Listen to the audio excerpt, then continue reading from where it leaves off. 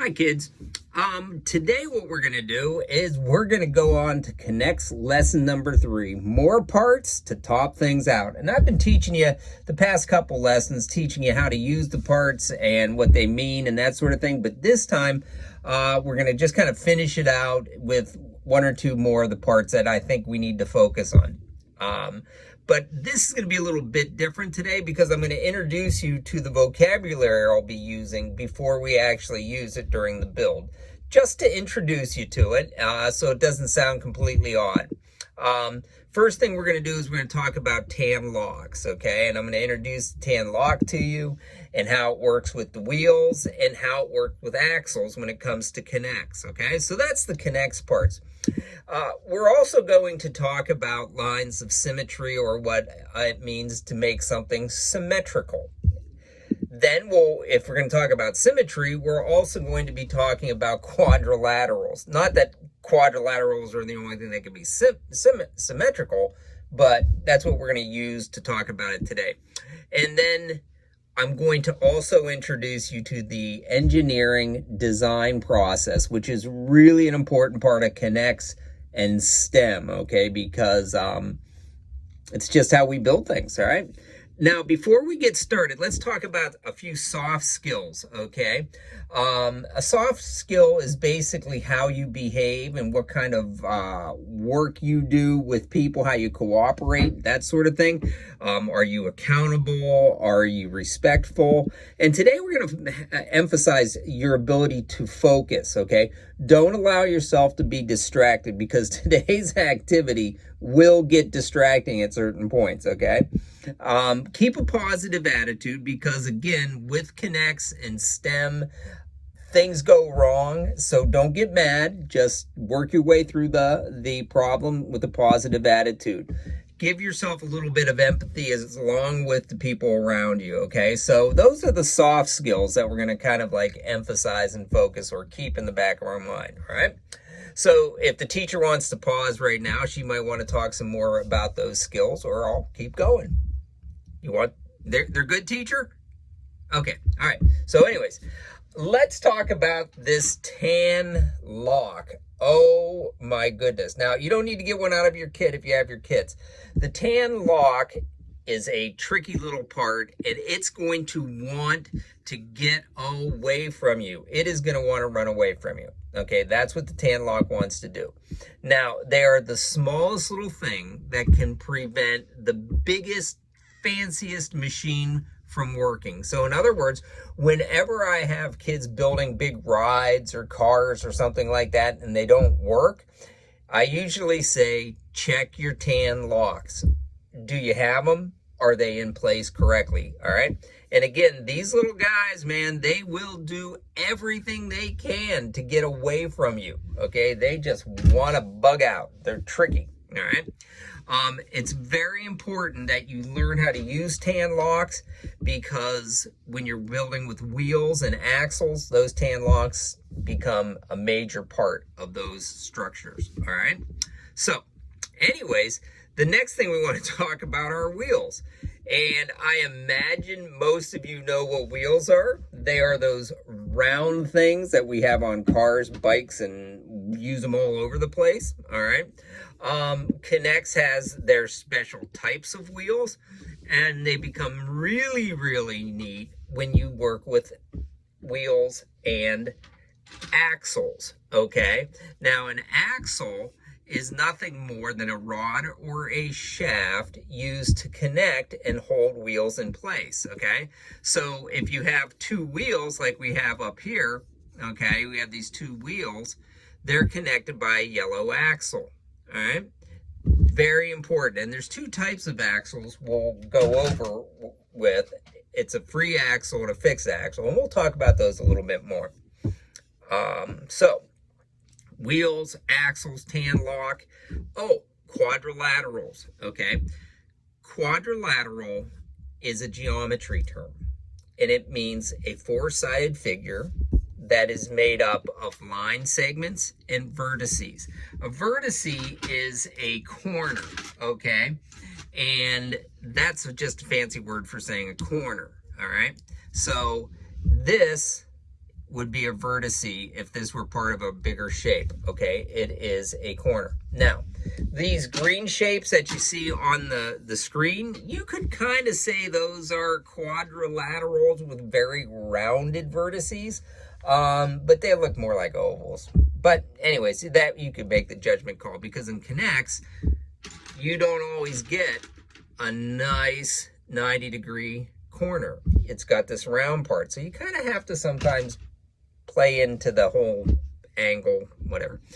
That was just a pun. All right, so some examples of quadrilateral would be this rectangle, okay?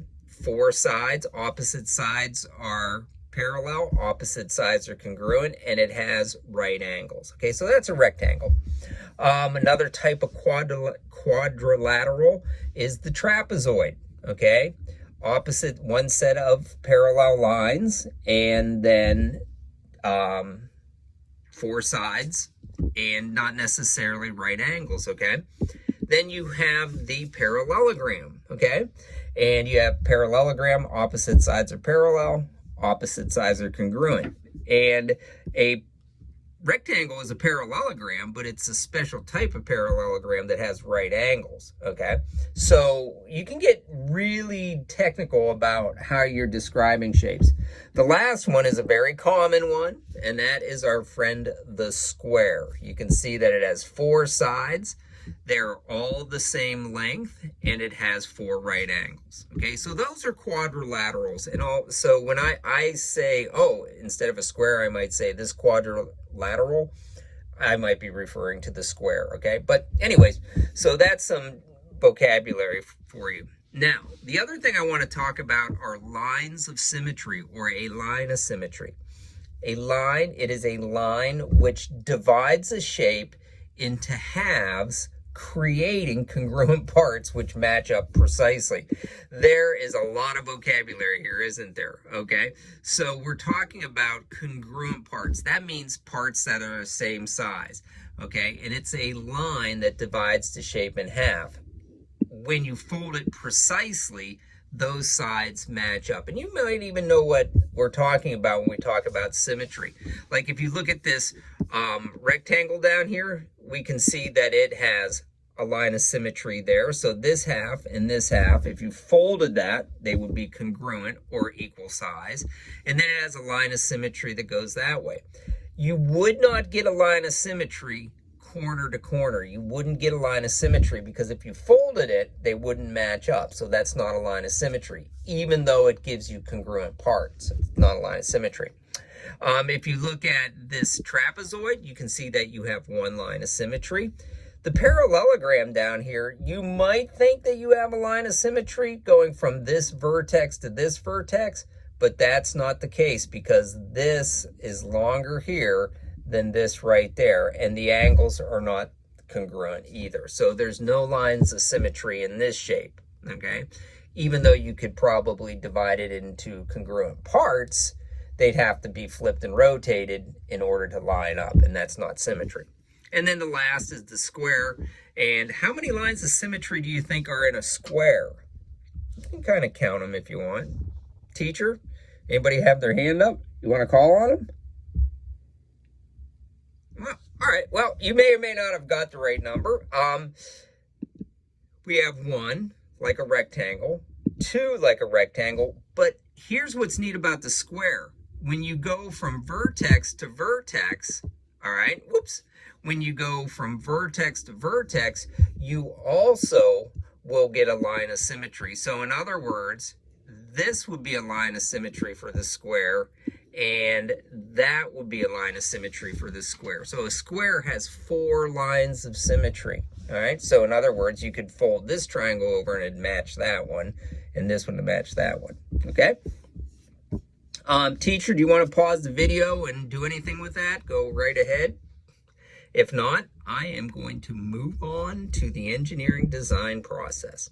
Okay, so the engineering design process has 5 steps. It's like the scientific method, okay? And in STEM, we always use this process. The first step is to identify the problem, okay? What are you making, okay? So you have to figure out, oh, here's the problem. We need to build something that will take us from point A to point B, or we have to build something that will lift this box, whatever, okay?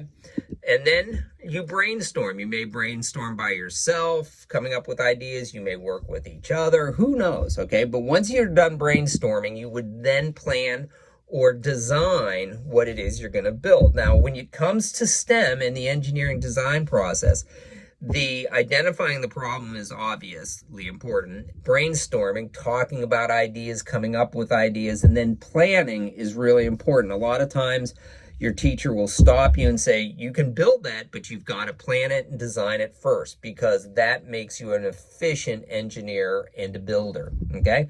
So once you've got your plan and design, you actually begin to build and create, okay, what it is you built. And then once you've got it built, you test it and you improve it as needed. So the engineering design process actually becomes kind of a cycle, okay, constantly going around. And if you think about cars are constantly being improved, okay? Like long time ago, cars were not what they are now, and electric cars are now coming on the road. Electric cars are not perfect, but we are testing them and improving on them on a regular basis, okay? So, anyways, that would be about 12 minutes of introduction, teachers. So why don't you pause the video or keep it going, depending on whether or not you need to get parts passed out. And then you can start it back up and we'll have them do the next activity with actual KNEX, all right? Hi, kids. All right, welcome back. Now that we've talked about some of the things that, some of the vocabulary and concepts, let's just get straight to building, okay? Let's talk about that tan lock, all right? So reach into your bag and take out one tan lock, okay? And then kind of like hold it in front of you. I want to point out a couple things to you. The tan lock, if you look at it, it has that little peg that you see right there. That little peg, that little peg is really important. And it goes, if you don't get out a wheel, but the wheels, they come with these little circles right here, these little holes. That peg goes inside that hole when you use the wheel on an axle, okay? So, anyways, before we investigate that, grab a yellow rod out of your bag. So you're going to need a tan lock, okay, and a yellow rod. And I'm going to keep looking over here, all right? So maybe I'll even kind of like move my cameras here a little bit so I'm not quite looking so much. Whoa, whoa, it's like we're having an earthquake here. Let's give you plenty of time to get your equipment out. Okay, so highly professional, huh, teacher? Well, you know, free YouTube. Anyways, here we go. So you have your tan lock and your yellow rod out, okay? Now, the tan lock can actually snap on the end of the yellow rod like this. So you can go ahead and give it a try, okay? Snap it on like that, all right? And typically, you're not going to use a tan lock in this fashion, but it does work, and it occasionally you will have to use it that way, all right? So why don't you snap it on, see what it looks like. You can kind of like, it's not all that fancy, but anyways, now be careful. Remember, it's going to want to jump and bounce away. So when you take it off, make sure you have a good grip and you just pull it off the rod, okay? Now, the next thing is putting it on the ribbed side of the rod or a side snap. That's where it gets difficult, okay? So when you snap it on there, you're going to have to push it on and you'll hear a click and you'll see that this little peg kind of goes parallel with the rod, all right? And this is typically how you're going to use your tan locks when you build, okay? Now, what I'd like you to do is let's take out a medium wheel, okay? Now, when we look at this yellow rod, okay, with the tan lock on there, it's set up to become an axle. It's set up to become a fixed axle. Now, when you look at your medium wheel, there's that little hole right there on one side, but not on the other side. This is the front, and this is the working side, or the inside of the wheel, okay? When you slide it onto the yellow rod, that little tan lock is going to go inside that wheel and hold that wheel in place with the axle. So when you turn the wheel, you'll feel the yellow rod wants to turn also. So this is a fixed axle, okay? Now, just to help show you the difference between a fixed axle and a free axle, take the other medium wheel, okay? And just slide it on the other side of the yellow rod, okay? So, teacher, you might want to pause the video, but just slide the rod on like that, okay? So you have two wheels on there. One wheel is fixed, the other turns freely, okay? So for this wheel, the axle is a free axle. For this wheel, it is a fixed axle, okay? And that's important, all right? So let's take the medium wheels off and put them back, okay? Now, let's take our axle and just put it off to the side for now, okay? So what we're going to do now, okay, is a teacher, is that student looks like they need to put it, okay. All right, they put it down, okay. I don't know what their name is. I would have told you, but all right. So anyways, we're going to build a quadrilateral, okay? And what I'd like you to get out are 4 blue rods, okay, which will make the line segments of the quadrilateral, and 4 of the red connectors, okay? So you're going to need 4 blue rods and 4 red connectors in order to do this, okay? So that's what we have. So you can pause the video while everybody gets those out, okay? All right, now, here's what we're going to do. We're going to make a quadrilateral that has 4 equal sides and all right angles. So what would that be? You're right. It would be a square, okay? Now, when we do that, so what you're going to do is you're simply going to snap your red connectors onto your blue rods and make a square, okay? Just like I'm doing here, okay? So go ahead and make a square. Whoop. There you go. And there's your square, okay? Now, it has 4 congruent sides and 4 right angles. So that's a square, and it's a quadrilateral. Now, take out a gray rod, okay? And we're not going to snap it in there, but what I'd like you to do is put it on this line of symmetry. So the line of symmetry facing away from you, okay? That's a line of symmetry. This half is equal to that half, okay? Then turn it and show me that line of symmetry. Okay, mine's a little off, okay, but right down the center. Then from here to here, that line of symmetry and that line of symmetry. And you should kind of see how things look alike or look congruent, all right? So we're done with the gray rod. I just wanted to kind of talk about the symmetry there, all right? Now, this is kind of fascinating, and what we're going to do is we are going to take and create those diagonal lines of symmetry, okay? They're going to be diagonals because they go from vertex to vertex or corner to corner, okay? So in order to do that, I'd like you to get out 4 white rods, okay? So you can pause the video, teacher, while they get those out, all right? Now, here's what I'd like you to do, okay? I want you to put those white rods into the square so that they begin the diagonal lines of symmetry, okay? And they're diagonals because they go from vertex to vertex. So from there would be our first diagonal, okay, going across from there to there. And if we connect that, that'll be a connected diagonal. And then the next one will go from here to there. So this is what we have, okay? That's kind of fancy. And these white rods actually kind of give us lines of symmetry from corner to corner, okay? Now, what we want to do is we want to connect those, okay? Make them secure. So, what part will connect all of those? Teacher, pick somebody. You're right.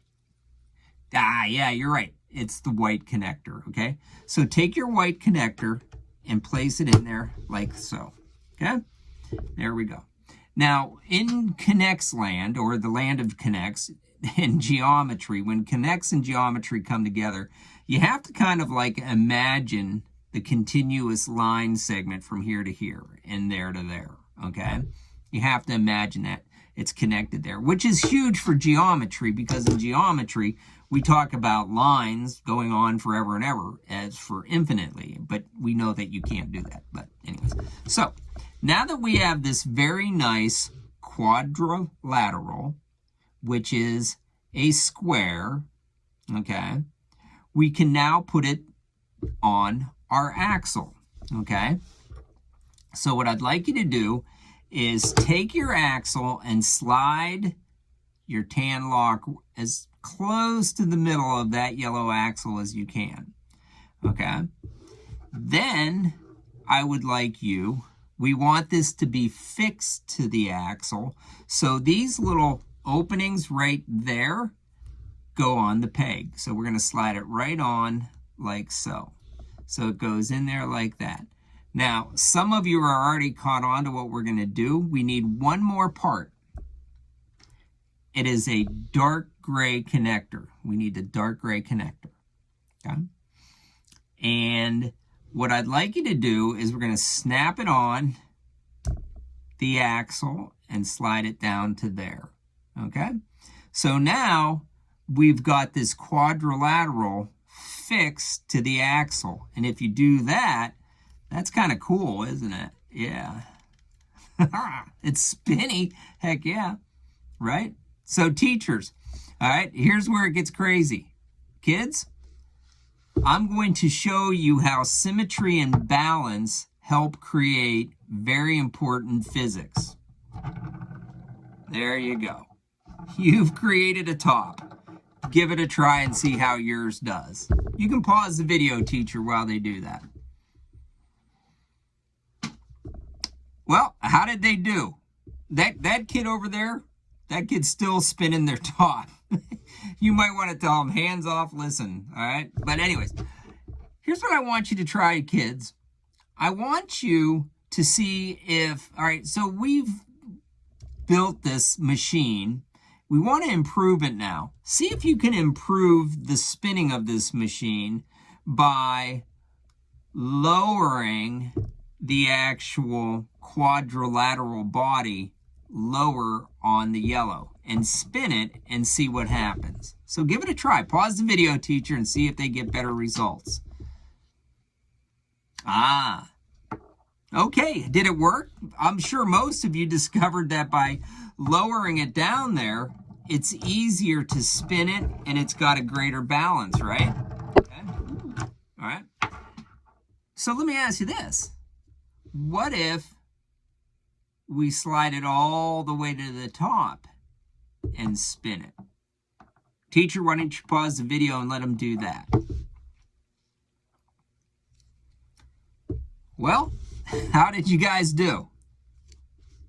Oh, you're right. You did pretty well, didn't you? Thanks for tossing that out.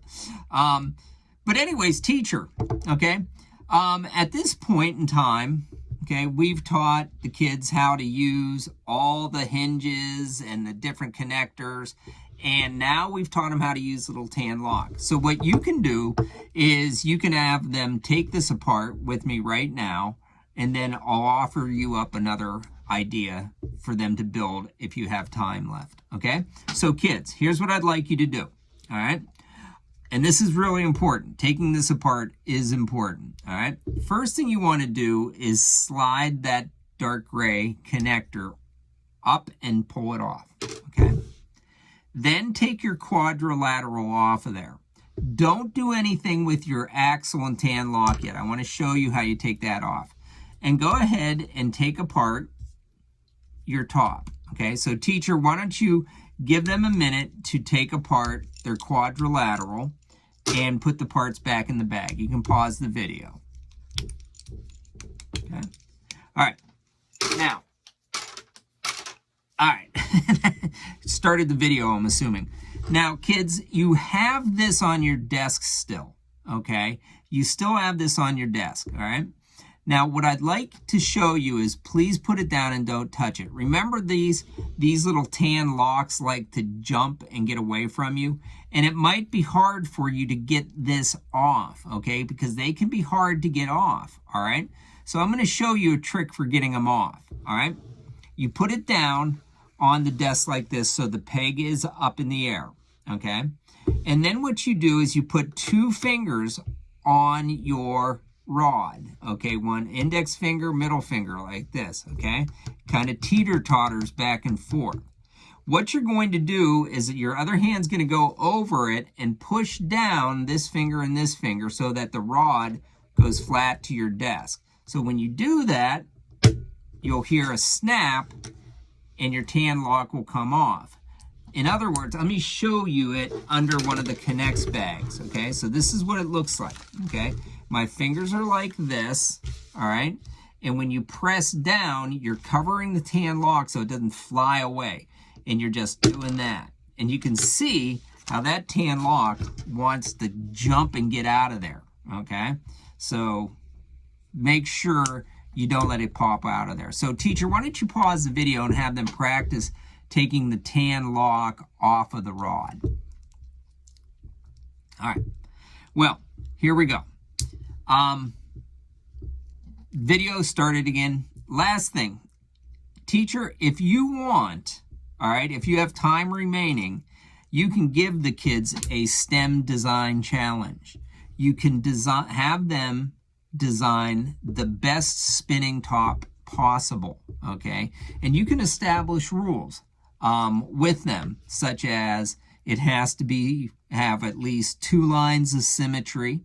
It has a limit of parts, maybe a limit of size. However you want to set it up, that's all part of the STEM process, having them come up with the rules. So kids, you can come up with the rules for what qualifies for the top challenge, the spinning top challenge. You guys can come up with the rules, or your teacher can just throw them out there.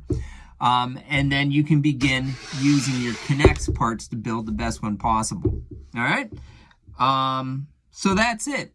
You know, use your understanding of symmetry and balance. And what I would recommend, teacher, is don't let them build tops out of wheels, because they'll try that. All right.